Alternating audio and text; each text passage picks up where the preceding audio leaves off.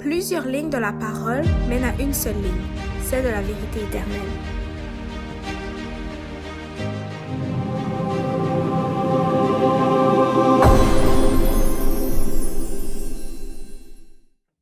Que la paix du Seigneur soit avec vous tous.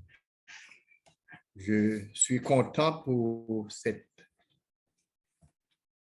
ce privilège qui m'a été confié de partager la parole du Seigneur avec vous tous,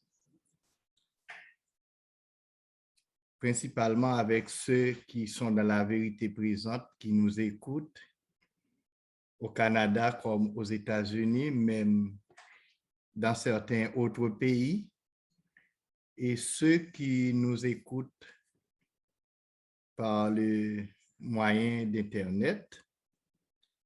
Nous disons que le Seigneur vous bénisse tous. Ce matin, j'ai l'honneur de vous présenter un message très important. C'est la révélation du mystère de l'iniquité. Satan n'aime pas qu'on prêche un tel sujet parce qu'il y a de stratagèmes cachés derrière ça pour perdre les âmes. Mais nous savons que notre Dieu est tout-puissant. Nous prions pour que le Seigneur permette que ce message soit prêché et qu'il ouvre l'intelligence de ceux qui nous écoutent pour qu'ils comprennent la stratagème. Au lieu de dire stratégie, nous disons stratagème de plan machiavélique de Satan pour perdre les âmes. Juste avant de commencer, je vais m'agenouiller avec vous pour une courte prière. Vous pouvez prier dans vos cœurs ou prenez une position quelconque référencieuse pour la prière.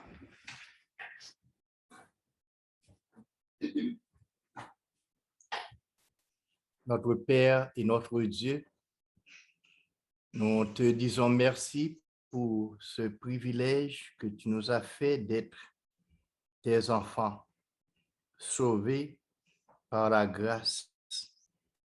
Merci pour ton Fils Jésus qui est mort pour nous sauver du péché. Merci pour son intercession, tandis que nous attendons son retour prochain. Nous te prions, Seigneur, de nous préparer pour cet événement final. Nous allons parler en ton nom. Nous te prions, Seigneur, de nous accorder ton Saint-Esprit pour que nous puissions parler sous son influence. Veuille permettre que tous ceux et celles qui écoutent la parole de Dieu soient édifiés à salut. Dans le nom de Jésus, ton Fils unique, nous te prions. Amen.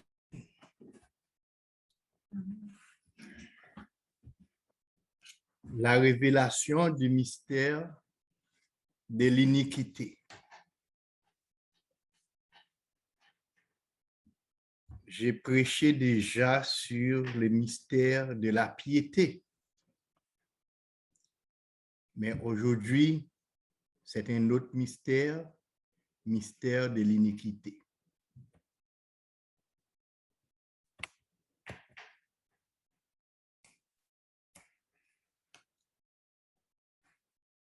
Le mystère de la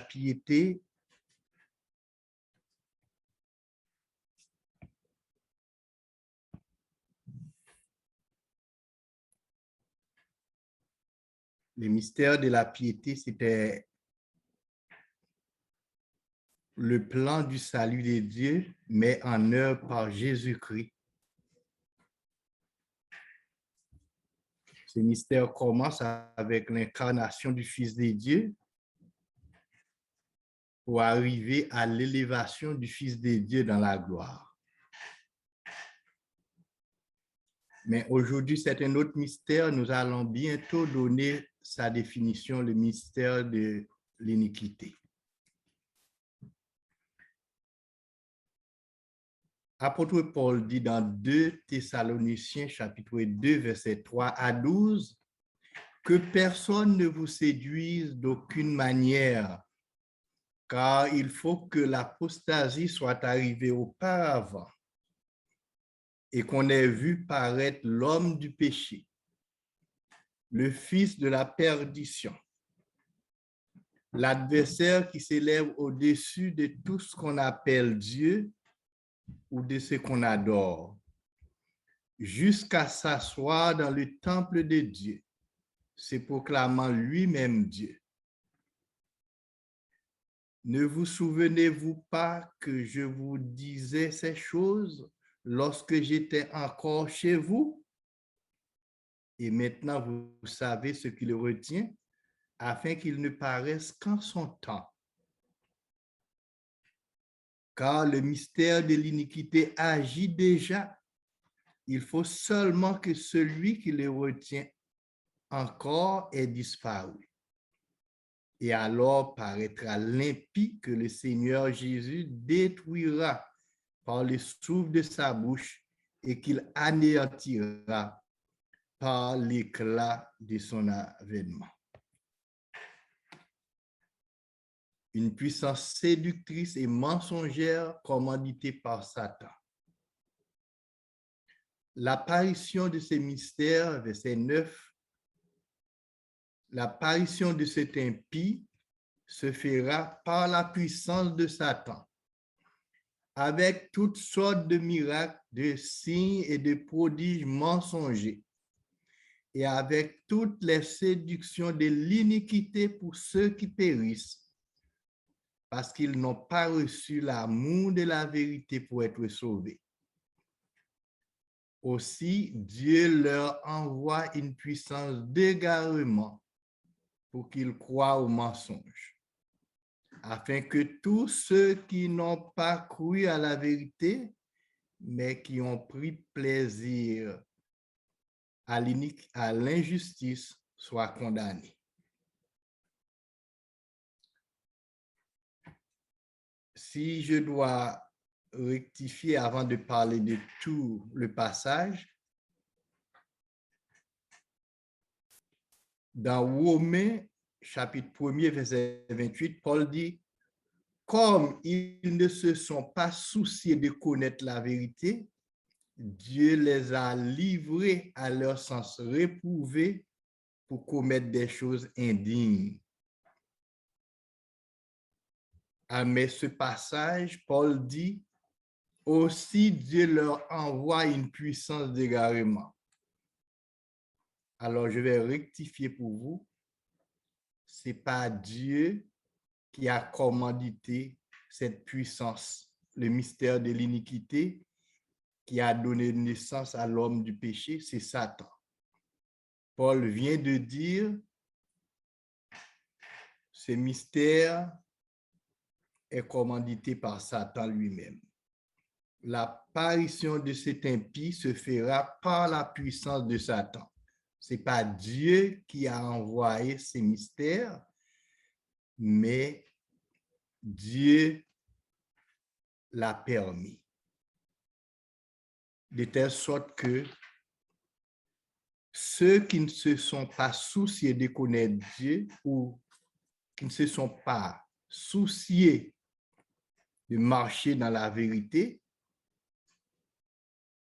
pour qu'ils croient au mensonge. Dieu a permis cela, mais Dieu ne l'a pas commandité, Dieu n'a pas recommandé un tel mystère.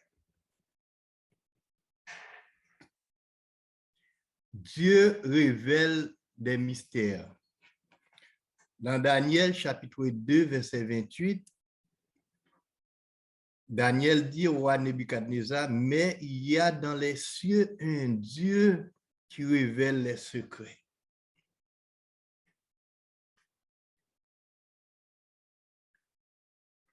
Cette prophétie de Paul dans 2 Thessaloniciens chapitre 2, verset 3 à 12, est la plus grande apostasie que Paul a révélée dans l'histoire chrétienne. Paul a révélé dans l'Église primitive que l'Église allait apostasier parce que il y a un mystère de l'iniquité qui est en train de se préparer et qui agit déjà pendant l'époque de Paul dans l'Église primitive. Cette prophétie est faite dès le milieu du 1er siècle où le christianisme était très jeune. Tous les grands leaders le font avant leur départ. Je vais parler de quelques leaders qui font une prophétie avant leur départ pour prévenir l'Église de l'apostasie qui doit prendre place après leur départ. Moïse a prédit l'apostasie dans l'Église juive. Dans Josué, chapitre 24, il est dit que les enfants d'Israël servent l'Éternel pendant toute la vie de Josué et de Moïse et les anciens qui survécurent à Josué. Et Moïse, avant sa mort, il a prédit que l'Église allait apostasier. Ça arrive comme c'était prédit. Car Dieu, l'Éternel Dieu, ne fait rien sans avoir avisé ses serviteurs, les prophètes. C'est comme ça, Paul a prédit l'apostasie dans l'Église chrétienne, l'Église primitive. Ellen White l'a fait aussi, a prédit l'apostasie dans l'Église adventiste. Elle a même prédit l'oméga de l'apostasie après son départ. Cela est arrivé. Quand et comment cette apostasie va se manifester? Sous la puissance de qui? Combien de temps durera ces mystères? Comment l'apôtre Jean l'appelle-t-il? On va voir tout ça ensemble. Quand et comment se manifestent ces mystères? Tout ça se trouve dans la description de l'apôtre Paul. Mais tout d'abord, nous allons définir les mystères de l'iniquité pour vous. Les mystères de l'iniquité, c'est un ensemble de stratagèmes ou de stratégies, un système de contrefaçon que Satan a mis en place pour contrecarrer le plan du salut que Dieu a mis en marche pour sauver les pécheurs. C'est un système contrefait qui a l'objectif pour contrefaire la vérité, pour que les chrétiens, les fidèles de Dieu, soient dans la confusion, pour qu'ils ne comprennent pas la vérité et pour qu'ils soient enfin perdus. Vous l'avez vu, Paul l'a si bien dit que ces mystères est commandité par Satan lui-même.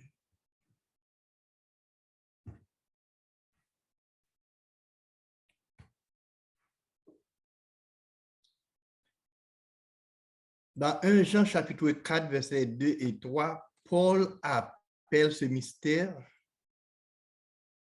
d'une autre façon l'Antichrist. Reconnaissez à ceci l'Esprit de Dieu, tout esprit qui confesse Jésus-Christ est venu en chair est de Dieu, et tout esprit qui ne confesse pas Jésus n'est pas de Dieu. C'est celui de l'Antichrist dont vous avez appris la venue et qui maintenant est déjà dans le monde. Paul dit le mystère de l'iniquité travaille déjà et apôtre Jean dit l'Antichrist est déjà maintenant dans le monde à son époque.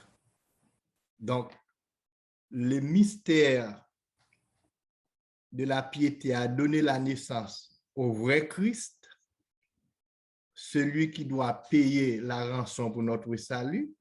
Le mystère de l'iniquité a donné naissance à un faux Christ, l'antéchrist, l'homme du péché, celui qui travaille aux côtés de Satan pour perdre les âmes, empêcher les gens de reconnaître la vérité, masquer la vérité, cacher la Bible, séduire les enfants de Dieu et même persécuter tous ceux qui veulent servir pieusement Dieu. Alors, n'attendez pas l'enlèvement secret de l'Église comme la majorité des églises protestantes le croient pour que l'Antéchrist arrive. Il est déjà dans le monde depuis à l'époque d'apôtre Jean. L'Antéchrist ne sera pas venu après l'enlèvement de l'Église. Et si c'était le cas, qui l'Antéchrist va séduire? Ce n'est pas les chrétiens si l'Église est déjà enlevée. Faites attention à une telle interprétation. Des informations utiles pour reconnaître ce mystère de l'iniquité et le système qui le représente.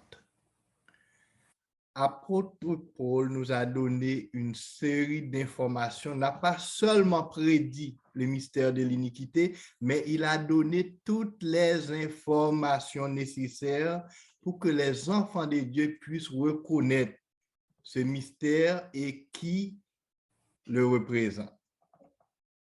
Premièrement, Paul dit, il se manifeste par l'apparition de l'impie, l'homme du péché. Et nous connaissons qui est l'homme du péché. C'est par son ministère que le mystère de l'iniquité se manifeste.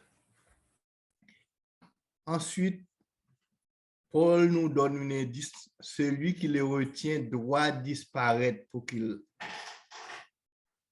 apparaisse. Paul ne nous dit pas qui le retient ici, mais la Bible interprète la Bible. Nous savons qui l'empêche d'être à l'œuvre à l'époque de Paul.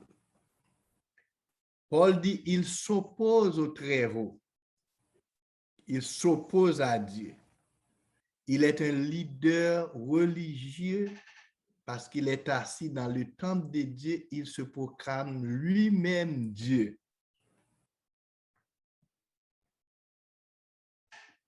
Il y a le prophète Daniel qui complète que il va même tenter de changer la loi. Donc, c'est un leader politique en même temps. Changer la loi des dieux. Le plus de précision Paul nous donne, c'est que ce mystère et ce système travaillent depuis à l'époque du Paul. Et Paul dit, ce mystère doit rester jusqu'au retour du Christ. C'est le Seigneur Jésus qui va les détruire. Par le souffle de sa bouche, il va l'anéantir. Donc, ce n'est pas quelqu'un qui va venir à la fin.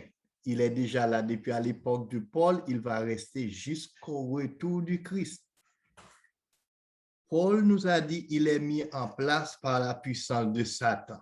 Ce système est établi par la puissance de Satan. Donc, ce n'est pas Dieu qui est à la base de ce système contrefaçon, c'est Satan qui est à la base. Il se manifeste par une puissance religieuse nous le disons, de ces mystères sortira un autre mystère, apôtre Jean nous dit, la Babylone mystique, la mère des églises prostituées. À l'intérieur de ce mystère de l'iniquité, il y a un autre mystère, un sous-mystère, mystère de la Babylone qui est une église prostituée, une femme qui est assise sur une bête écarlate. Une autre fois, peut-être on aura l'occasion de parler de ces mystères Babylone mystique. Et Paul donne encore, et apôtre Jean donne d'autres précisions. À la fin, toute la terre suivra ce mystère et prendra sa marque, mais les élus auront la vie difficile, ceux qui ne prennent pas la marque de ce système. Et enfin, apôtre Jean nous dit, les fidèles de Dieu triompheront de ce système.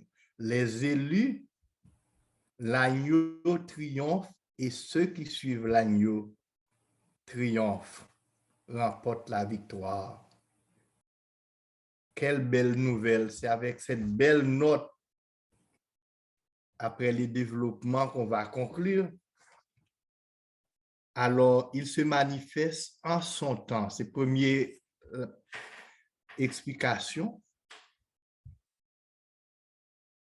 Paul dit, ne vous souvenez pas que je vous disais ces choses lorsque j'étais encore chez vous? Paul prêchait plusieurs fois de l'apparition de ce système de mystère de l'iniquité. Et maintenant, vous savez ce qui le retient afin qu'il ne paraisse qu'en son temps. Car le mystère de l'iniquité agit déjà. Il faut seulement que celui qui le retient encore ait disparu. Qui le retient encore?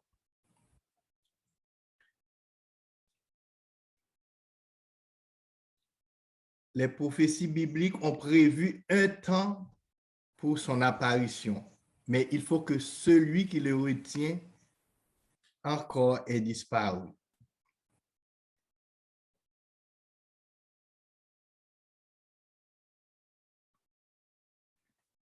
On aurait sans doute étonné que les premiers chrétiens, comme les officiels romains qui les persécutent en tant qu'adeptes d'une église déraisonnable et hostile, si on leur avait dit qu'un jour, les chrétiens persécutent les autres. Les chrétiens persécutent ceux qui veulent suivre Dieu.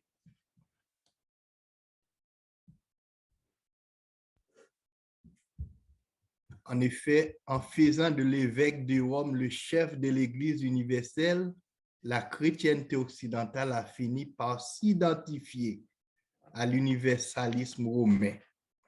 Mais ce fut une transition chaotique et douloureuse, à peine achevée à l'orée de l'an 1000.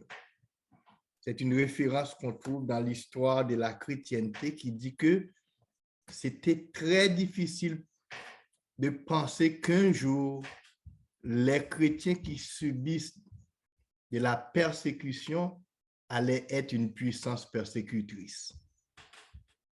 Mais il y a une transition qui a été faite de Rome païen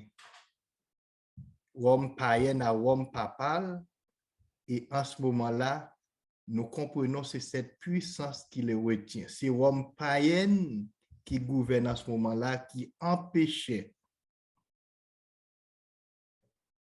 à cette puissance de monter sur l'échiquier politique ou même de prendre promotion à l'Église. Mais dès qu'on a nommé l'évêque de Rome comme chef de l'Église universelle, l'Église a pris la place de Rome, la place politique, et l'Église a une double puissance, puissance politique et religieuse, et l'Église commence à persécuter Et je dois vous dire, frères et sœurs, la persécution au temps de Romains n'arrive pas à faire taire les chrétiens, n'arrive pas à jeter l'Église dans l'apostasie. Mais dès que les dirigeants mondains se sont entrés à l'Église sous l'apparence d'être convertis, eh bien, le christianisme a connu ce qu'on appelle l'apostasie. Et c'est la plus grande apostasie de l'histoire chrétienne, pour ne pas dire de tous les temps. La conversion des dirigeants politiques à l'intérieur de l'Église. Et ce système a été préparé par Satan depuis longtemps pour contrecarrer, s'opposer au christianisme.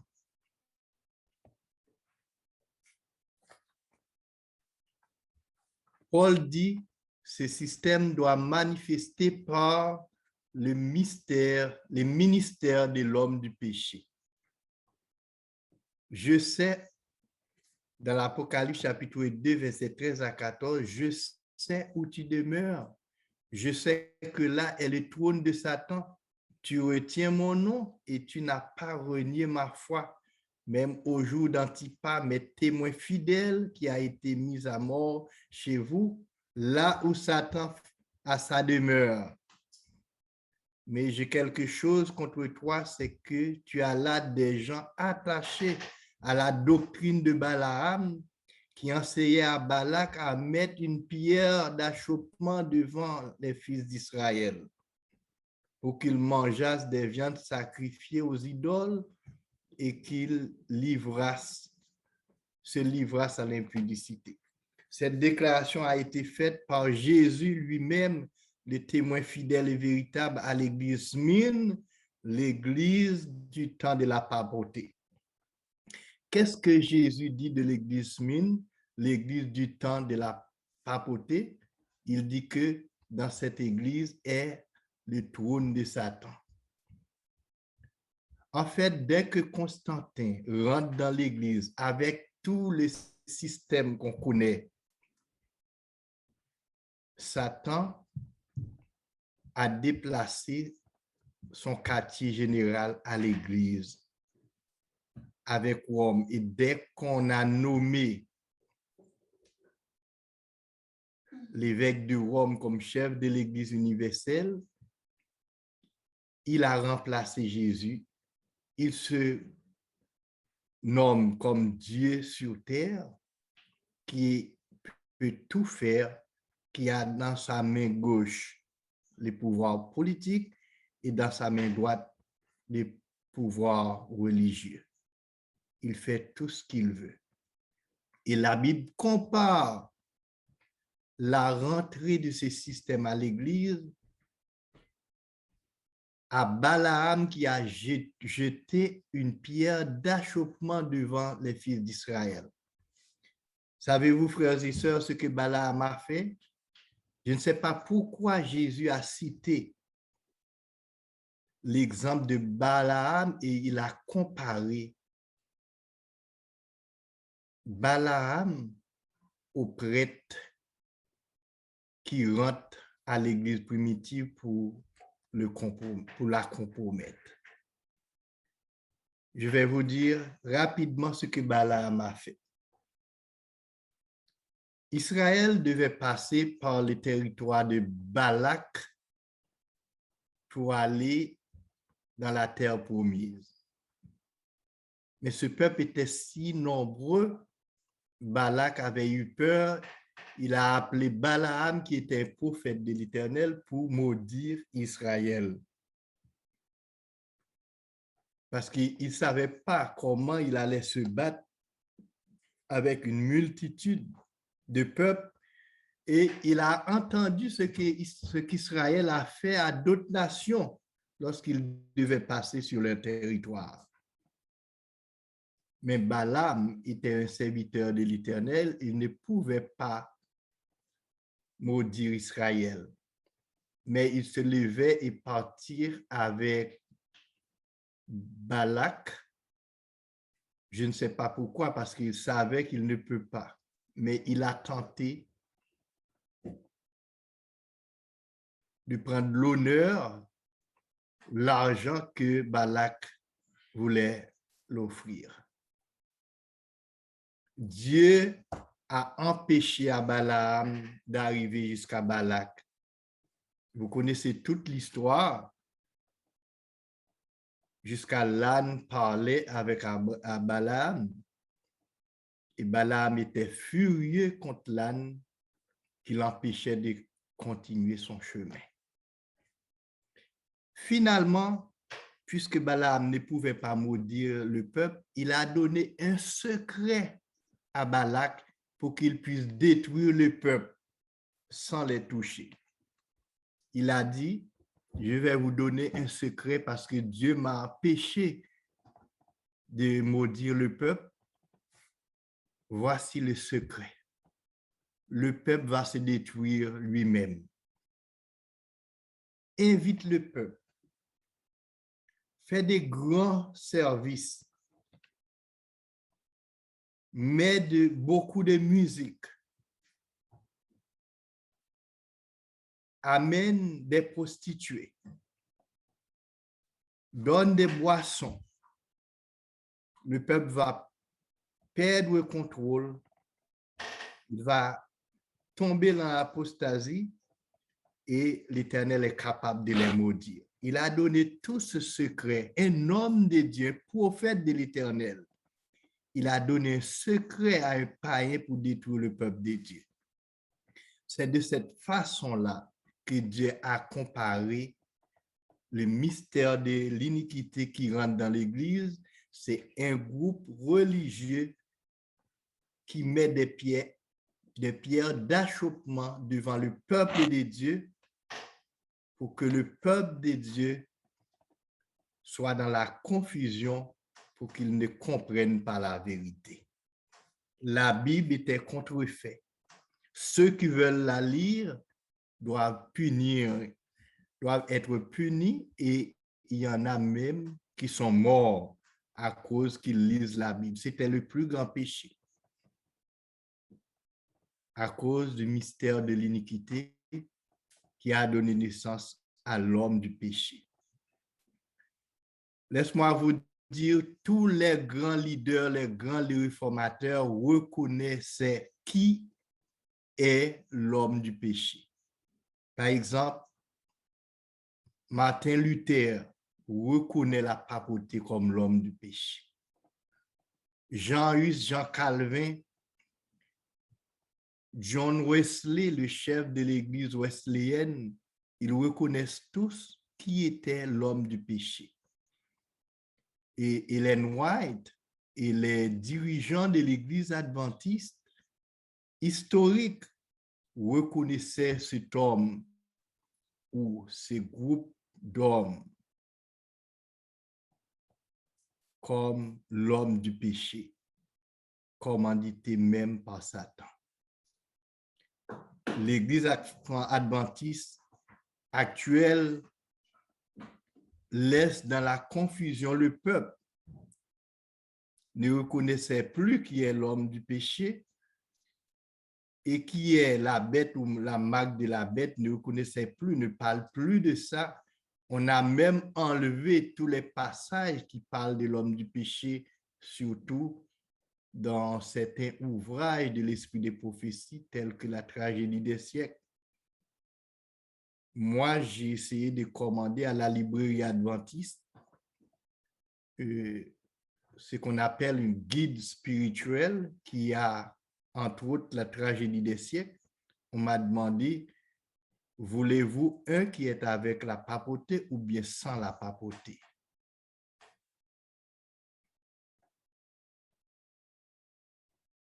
Mais nous, les chrétiens, nous connaissons. Son principal but, c'est de s'opposer au Très-Haut. C'est ça Paul dit. Il va s'opposer à tout ce qui s'appelle Dieu.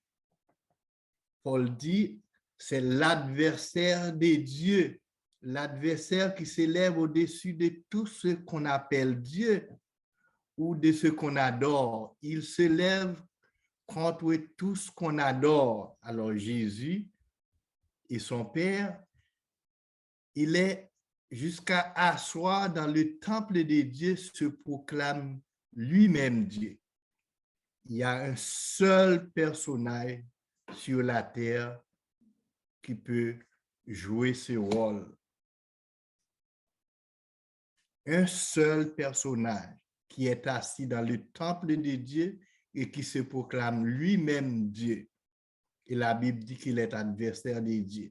Et la Bible va donner d'autres informations permettant de reconnaître ce système. Dans Daniel 7, versets 21 et 26 à 26 de préférence, je vis cette corne faire la guerre aux saints et l'emporter sur eux.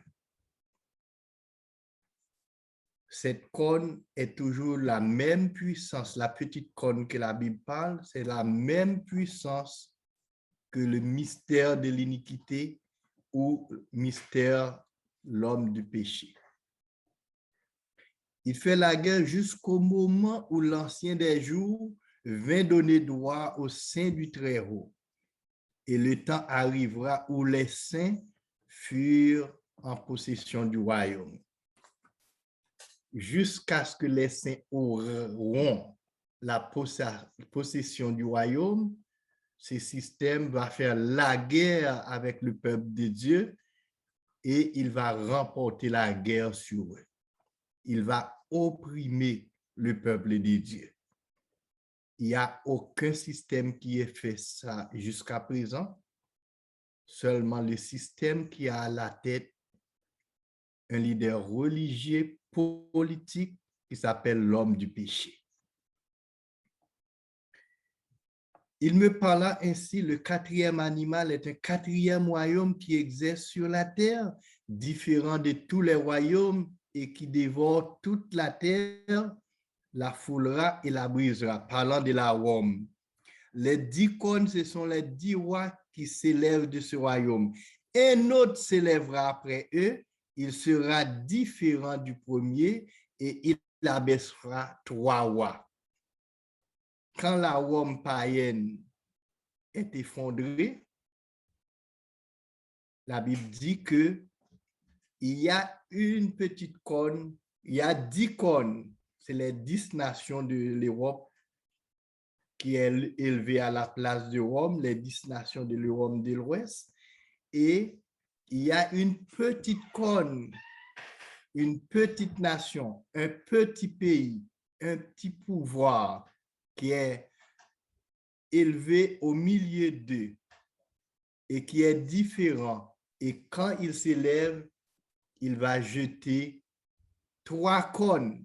Cela veut dire qu'il va jeter 3 autres nations parmi les 10 qui s'élèvent.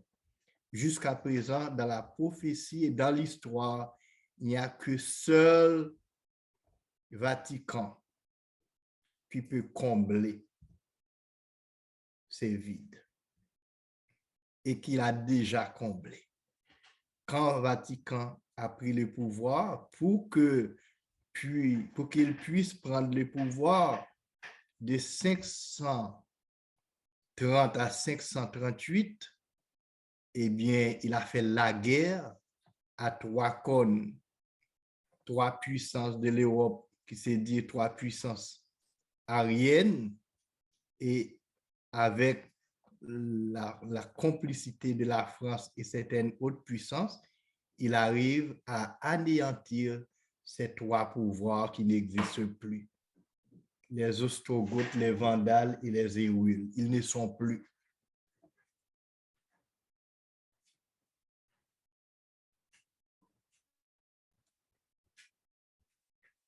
Et verset 25 dit, il prononcera des paroles contre les Très-Hauts, il leur opprimera les saints du Très-Haut et il espérera changer le temps et la loi et les saints seront livrés entre ses mains pendant un temps, des temps, la moitié d'un temps.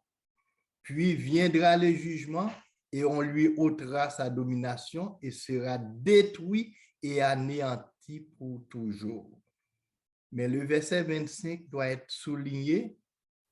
Qui a opprimé les saints du Très-Haut? Qui a persécuté les saints du Très-Haut? Qui a changé la loi? Et les saints seront livrés entre ses mains pendant un temps des temps et la moitié d'un temps qui donne en tout 1260 années. De 538 à 1798, ça fait 1000, ouais, ça fait en tout, toute cette époque-là, un temps des temps, la moitié des temps, 1260 années que la persécution papale a eu la raison de beaucoup de chrétiens. La Bible dit que ce système est mis en place par Satan lui-même.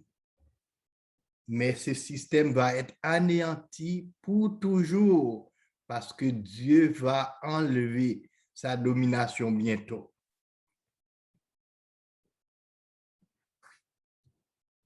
Ce système était à l'œuvre du vivant de Paul.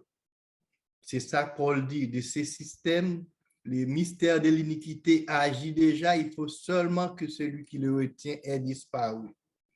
La table était mise pour l'apparition de la papauté, mais il ne pouvait pas prendre place tant et aussi longtemps que Rome païenne n'est pas disparu. Cette institution est mise en place par Satan lui-même, c'est ça l'apôtre Paul dit. 2 Thessaloniciens 2, versets 9 à 12, l'apparition de cet impie se fera par la puissance de Satan avec toutes sortes de miracles, des signes et des prodiges mensongers.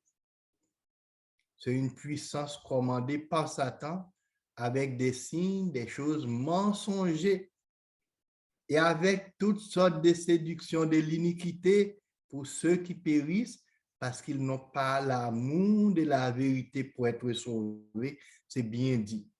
Ceux qui sont laissés séduire par ces systèmes, ce sont ceux qui n'ont pas l'amour de la vérité, qui n'ont pas reçu l'amour de la vérité pour être sauvés. Cela veut dire ils entendent parler de la vérité, mais ils ont choisi l'erreur. Ceux qui ont accepté de suivre le mensonge et de suivre l'erreur, Dieu ne va rien faire pour changer leur comportement. Aussi, Dieu leur envoie une puissance d'égarement pour qu'ils croient au mensonge, afin que tous ceux qui n'ont pas cru à la vérité, mais qui ont pris plaisir à l'injustice, soient condamnés. Je vais expliquer encore. Je vous avais dit que Dieu n'a pas commandité cette puissance, mais il l'a laissé faire. De telle sorte, ceux que Dieu a ouvert les yeux pour comprendre la vérité, pour qu'ils suivent la vérité, mais qui n'ont pas l'amour de la vérité, ils veulent suivre la majorité, ils veulent suivre le grand nombre, eh bien, ils vont être séduits et Dieu a permis cela. Dieu ne va pas les empêcher d'être séduits. Donc, chers frères et sœurs, vous avez un choix à faire quand vous entendez de la vérité. Ne dites pas que si c'était la vérité, tout le monde le fera. La vérité n'est pas toujours populaire. Ne dites pas que pasteur un tel ou frère un tel, c'est un bon chrétien et si c'était la vérité, il les suivra. Non. Dieu a permis un système contrefait qui jette le peuple dans la confusion pour qu'il croie au mensonge. Mais ceux qui sont pris dans ce piège, ce sont ceux qui n'ont pas reçu l'amour de la vérité pour être sauvés. Dieu a permis qu'ils croient au mensonge.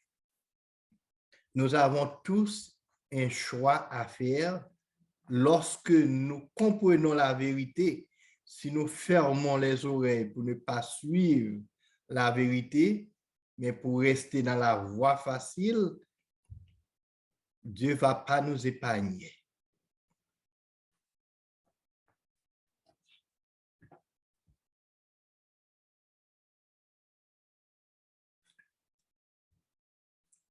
Dans l'Apocalypse chapitre 13, verset 2, apôtre Jean redit encore ce système est commandité par Satan.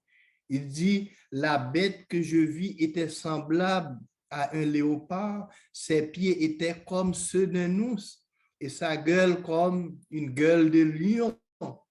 Le dragon lui a donné sa puissance, son trône et une grande autorité. Apôtre Jean n'est pas différent de Paul, il reconnaît ce système diabolique. Il dit c'est le dragon lui-même qui a donné son trône, sa puissance et une grande autorité.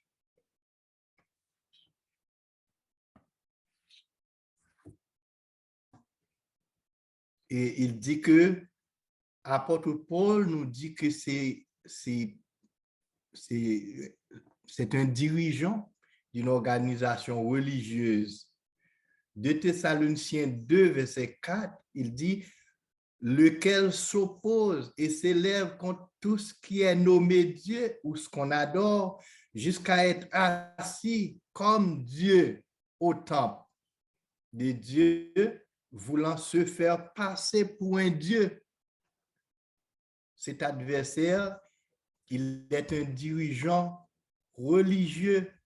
Il est assis dans le temple de Dieu et il se nomme lui-même Dieu. Il est dans le temple de Dieu, il est passé pour Dieu. N'oublie pas, ce n'est pas un dirigeant à la toute dernière heure qui va venir. Il est déjà là depuis à l'époque de Paul. Frères et sœurs, comprenez ça très bien. De ce système sortira un autre, la Babylone mystique. Dans Apocalypse chapitre 17, verset 3, la Bible dit, il me transporta en esprit dans un désert et je vis une femme assise sur une bête écarlate, pleine de noms de blasphème, ayant 7 têtes d'icônes. Cette femme était vêtue de pourpre et d'écarlate et parée d'or, de pierres précieuses et de perles. Elle tenait dans sa main une coupe d'or remplie d'abominations et des impuretés de sa prostitution. Sur son front était écrit un nom, un mystère, Babylone la grande, la mère des impudiques et des abominations de la terre.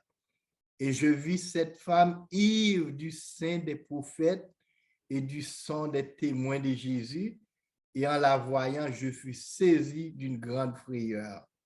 Apôtre Paul dit, la bête qu'on venait de voir, Apocalypse 13, verset 2, à qui le dragon a donné son trône, son pouvoir, une grande autorité, la Bible dit, sur cette bête est assise une femme, une église prostituée, et cette église s'appelle Babylone.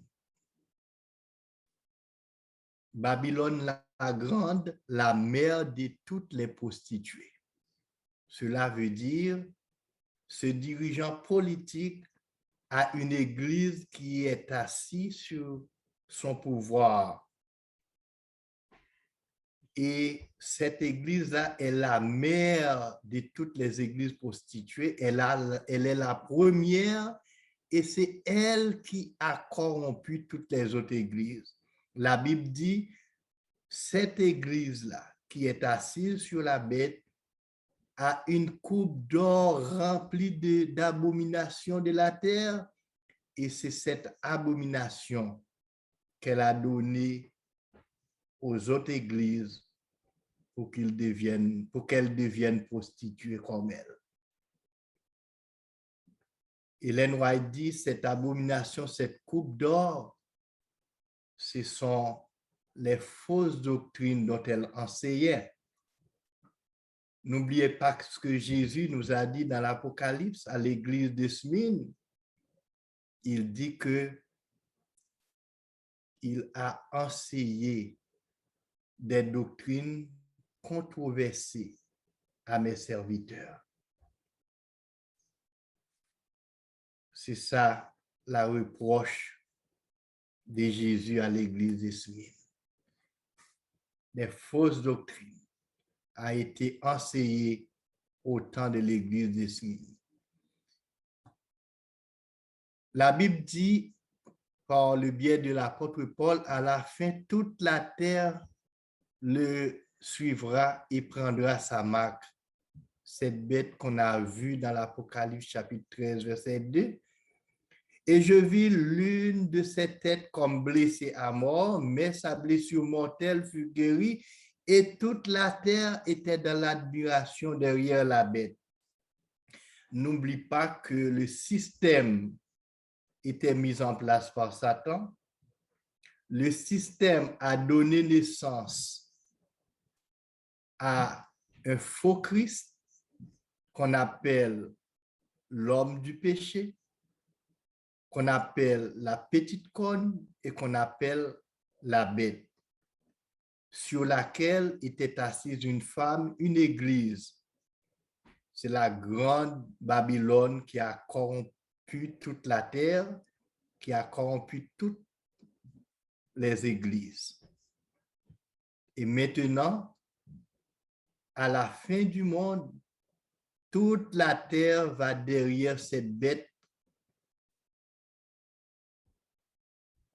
qui représente Satan sur la terre. Et il adorait le dragon. Verset 4, Apocalypse chapitre 13. Ceux qui suivent ce système adoraient le dragon. Qui est le dragon si ce n'est que Satan lui-même? Dès qu'on marche derrière ce système, on est en train d'adorer le Satan parce qu'il avait donné l'autorité à ce système. Et il y a beaucoup de monde qui va adorer cet homme du péché en disant qui est semblable à la bête, qui peut combattre contre elle. Puisque à la fin des temps, la Bible dit la blessure mortelle va être guérie, il va retrouver toute sa puissance, toute sa suprématie, et en ce moment-là, les gens vont crier qui peut combattre contre cette puissance, contre l'homme du péché. Et à cause de cela, toute la terre sera dans l'admiration derrière cette puissance. Et quand il le faisait, il le ferait, il adore Satan lui-même. Parce que c'est Satan qui a donné ce pouvoir et cette autorité. C'est Satan qui a commandité l'apparition de ce pouvoir. Verset 8, Apocalypse chapitre 13, verset 8, « Et tous les habitants de la terre l'adorent, ceux dont le nom n'a pas été écrit dès la fondation du monde dans les livres de vie de l'agneau qui a été immolé. » Je fais une rectification pour vous, c'est l'agneau qui a été immolé de la fondation du monde. Ce n'est pas le livre, ce n'est pas le nom qui a été écrit dès la fondation du monde, mais c'est l'agneau qui a été immolé dès la fondation du monde. La Bible nous dit que l'agneau a été immolé dès avant la fondation du monde, que Pierre nous dit, lorsque le plan du salut était mis en place par Dieu et son Fils, Jésus-Christ était déjà l'agneau qui a été immolé dès avant la fondation du monde. Mais ce n'est pas le livre. En fait, Dieu a le pouvoir d'écrire le livre dès avant la fondation du monde. Mais en ce moment-là, quelqu'un va parler de la prédestination, comme si Dieu a prédestiné des gens pour être sauvés et des gens pour ne pas être sauvés. Mais c'est l'agneau qui a été immolé dès avant la fondation du monde. Tout homme sera obligé en ce moment de faire un choix. Soit suivre l'agneau ou bien l'homme du péché. Soit suivre la bête, l'antéchrist et prendre sa marque. D'un côté, la grande foule qui suivra la bête et prendra sa marque et amène une vie aisée, mais pour un peu de temps. Ceux qui suivent la bête n'auront pas de difficultés. Ils pourront acheter, ils pourront vendre, ils pourront faire toutes les transactions possibles d'un côté. Et de l'autre côté, un petit reste qui suivra l'agneau et se trouvera dans l'eau chaude parce qu'ils ne suivent pas la majorité. Ils seront les artisans de tous les malheurs du monde. On va même les condamner comme des terroristes parce qu'ils ne suivent pas la majorité. Le jour viendra où cette ligne de démarcation sera tracée. Qui sait si ce n'est pas maintenant? Qui sait si ce n'est pas dans cette période que nous vivons où cette ligne doit être tracée? Un groupe qui suivra l'agneau et prendra sa marque, et un groupe qui suivra la bête, qui suivra la majorité et prendra la marque de l'homme du péché. Peut-être les enfants de Dieu doivent subir un pré-test avant que ce moment arrive, avant le test final. Qui sait?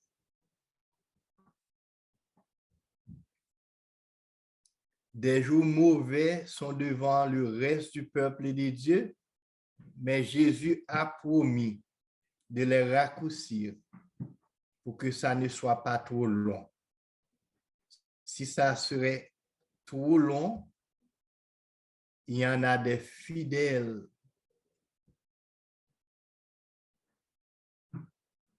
qui ont perdu la foi,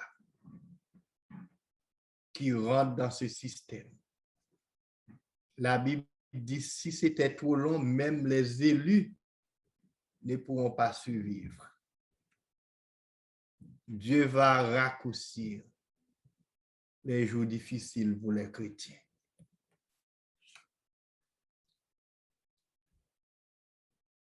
La bonne nouvelle que j'ai pour vous, mes frères et sœurs, c'est que ceux qui forment les fidèles, les élus, les serviteurs de Dieu triompheront. Ceux qui sont avec l'agneau, pas de nom, mais qui les suivent vraiment comme des gens convertis, des gens éprouvés et qui prendront le sceau de Dieu, ils triompheront. Apocalypse chapitre 17, verset 4, ils combattront contre l'agneau, la bête, son image et tous ses amis, ses complices.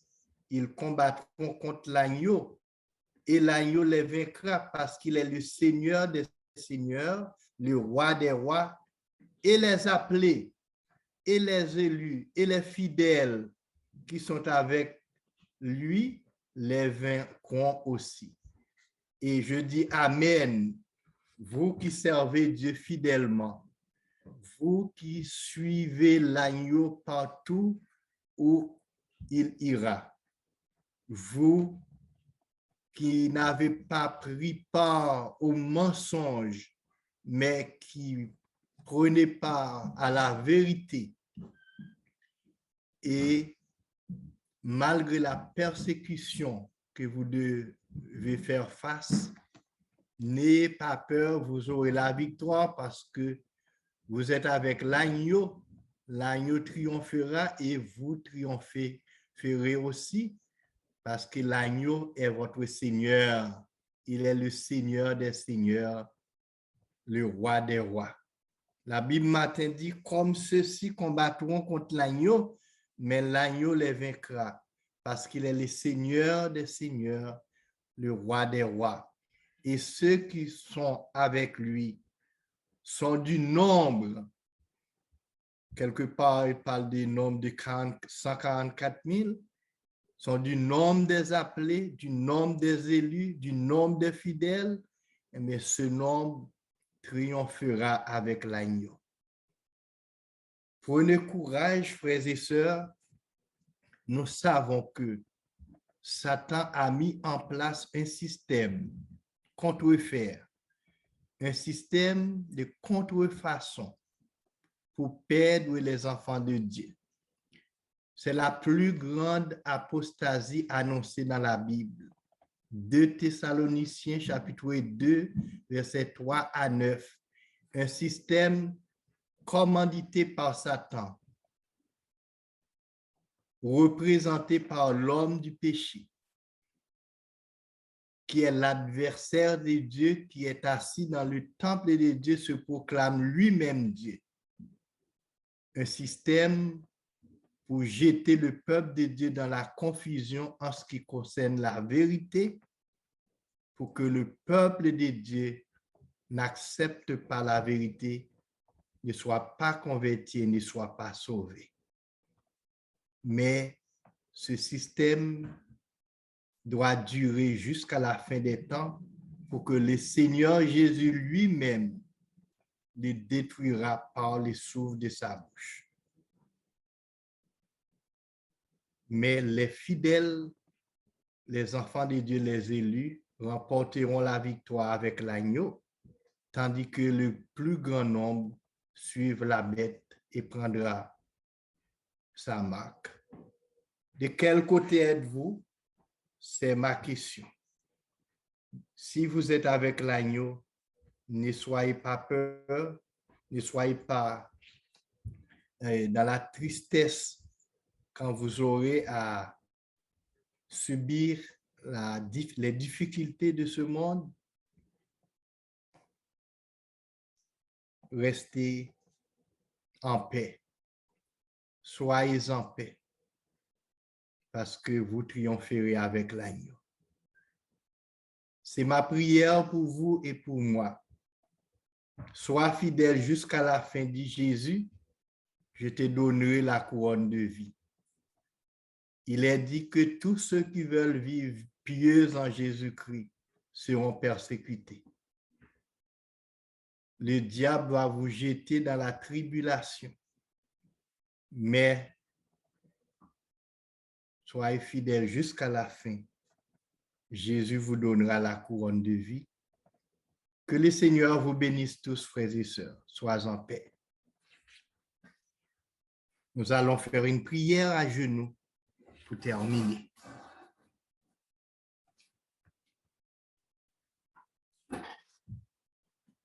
Notre Père céleste, qui est assis dans les cieux sur ton trône et que ton règne, ta domination parcourt tout l'univers entier. Nous te disons merci de ce que nous sommes tes enfants en Jésus. Merci de ce que tu nous as cachés. Toi-même, tu nous as couverts dans les creux de ta main pour que l'ennemi ne nous engloutisse pas. Bien qu'elle utilise une méthode douce, la contrefaçon pour nous séduire, nous empêcher de marcher dans la vérité. Mais merci Seigneur de ce que tu nous as révélé ce système. Tu as mis au clair au jour ce système pour que les enfants de Dieu puissent le démasquer. Mais aide-nous Seigneur à rester dans la vérité, à faire ta sainte volonté. Et merci pour l'espérance que tu nous donnes, que l'agneau triomphera et les élus, les fidèles qui les suivront, triompheront. Merci pour toutes tes belles promesses que tu viendras nous chercher après cette victoire. Que tu nous donnes, Seigneur, de passer nos jours avec cette belle espérance et de vivre notre vie ici-bas pour toi, malgré les difficultés, l'eau chaude à laquelle nous devons faire face. Aide-nous à avoir les regards fixés sur Jésus, le chef et le consommateur de notre foi. C'est au nom de ce Jésus que nous te prions. Amen. Merci d'avoir écouté cette vidéo. Pour plus de contenu, abonnez-vous sur notre site Internet. Il est également possible pour vous de nous suivre sur notre page Facebook et de nous contacter par email.